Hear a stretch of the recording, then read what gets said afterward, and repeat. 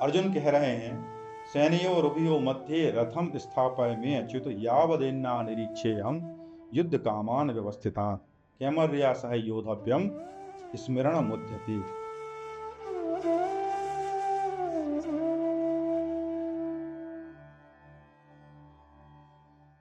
हे अच्युत, दोनों सेनाओं के मध्य में मेरे रथ को खड़ा कीजिए, जब तक कि मैं खड़े हुए इन युद्ध की इच्छा करने वाले लोगों को ना देख लूं।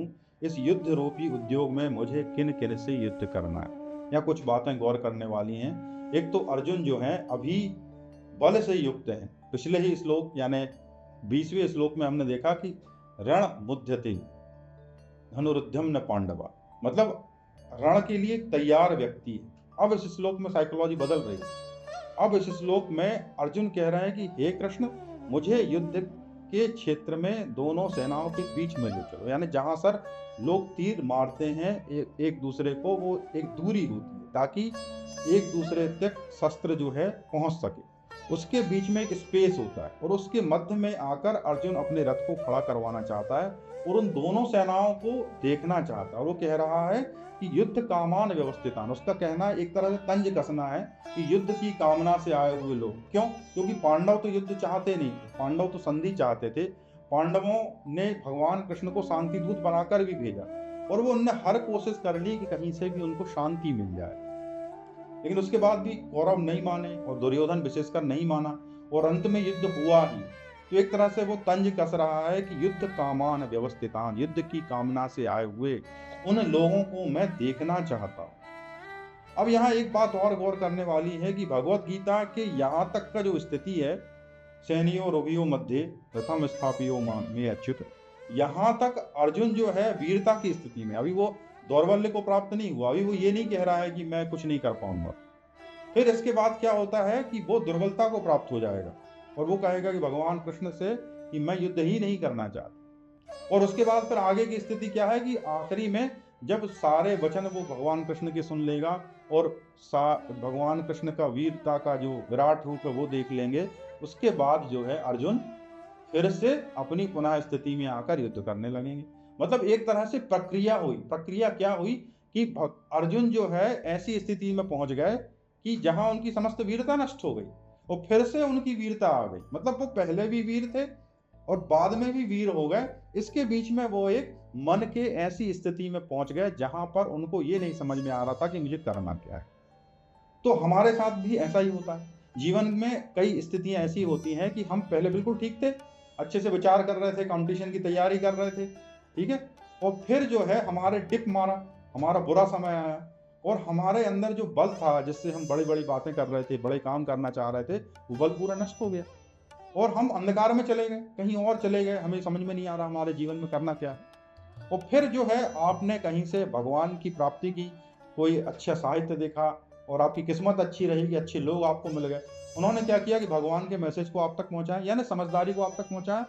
फिर आप जो है फिर से उठ के वही वीरता को प्राप्त होगी। तो इसके बीच में एक लोचा होता है, इस बीच में एक समय होता है जिस समय को आप अंधकार का समय कहते हो, जिस समय आप बुरा जीवन देखते हो, उस समय आपके जीवन में वो घटित होता है जो आप कहते हो ना कि बुरे समय ने मुझे सिखाया, फिर आपके जीवन में अच्छा समय आ जाता। तो अर्जुन के भीतर भी ये सब हो रहा है और अर्जुन के जीवन में थोड़ा दिव्य हो रहा है क्योंकि अर्जुन एक इतिहास पुरुष है और उसके साथ भगवान कृष्ण स्वयं बैठे हुए हैं और उनके बीच में जो वार्ता है भगवद गीता के रूप में निकल रही है। तो कुछ दिव्य हो रहा है। हमारे जीवन में होता है थोड़ा छोटा होता है, लेकिन होता सबके जीवन में यही है।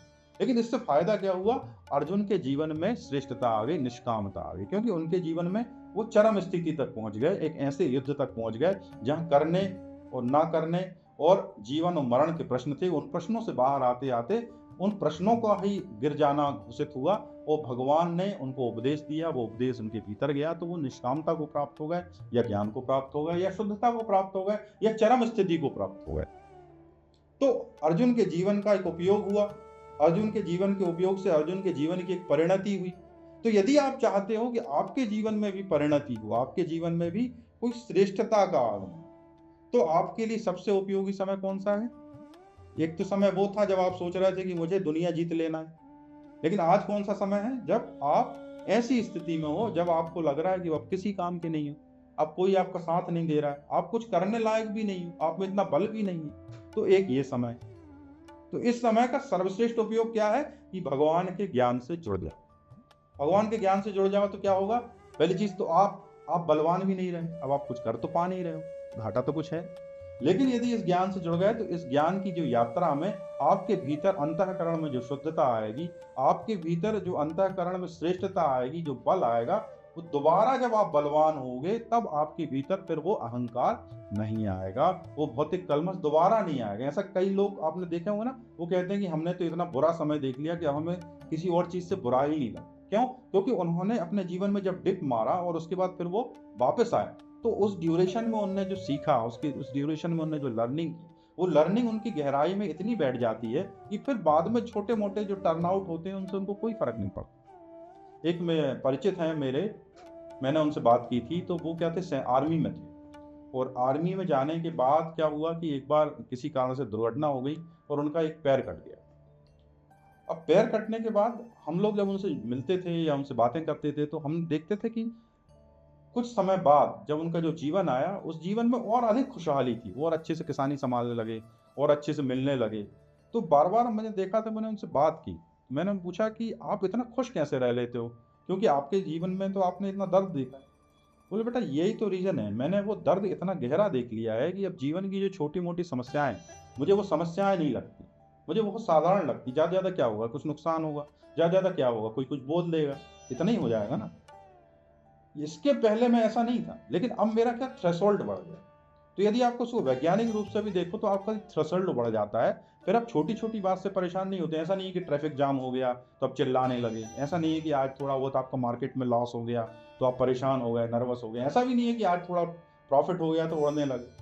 तो जो कहते हैं ना कि जो बड़े गहरे व्यक्ति हैं, थमे व्यक्ति, वो गहरे और थमे व्यक्ति क्या होते हैं, वो इन छोटी छोटी फ्लिकरिंग से इफेक्ट नहीं आता उनको। तो यदि आपके भीतर ऐसी गहराई नहीं है और आप बात बात में उछल जाते हो या बात बात में निराश हो जाते हो, तो आपको किसी गहरे समुद्र की आवश्यकता है जो आपके भीतर, यदि आप उस समुद्र के कांटेक्ट में आ जाते हो तो फिर ये छोटी छोटी बातें आपको परेशान नहीं करेंगी।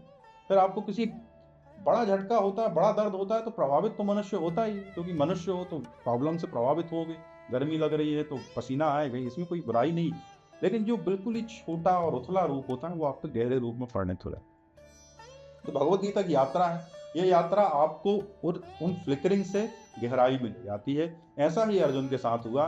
यदि हम उन्हें मनुष्य के रूप में देखें तो अर्जुन बड़े गहरे आदमी थे, और अर्जुन इतने गहरे आदमी थे कि बड़े से बड़े योद्धा उनके सामने आकर छोटे महसूस करते थे। उसके बाद भी वो जीवन की ऐसी अवस्था तक पहुंच गए कि वो कह रहे थे कि हे केशव, मैं कुछ भी नहीं कर पा रहा हूँ, मेरे हाथ कांप रहे हैं। आगे के श्लोकों में आप देखोगे तो ऐसी स्थिति से वो निकले, और ऐसी स्थिति से निकलकर फिर से वो वीर अर्जुन बने, उन्होंने युद्ध जीता। तो ऐसा ही युद्ध आप लड़ रहे हो। यदि आप बुरी स्थिति में हो तो आज नहीं तो कल आपके जीवन में अच्छी स्थिति आने वाली है। अभी से तैयारी करें, सुने और जीवन बेहतर करें। सुनने के लिए बहुत बहुत धन्यवाद। हरे कृष्ण।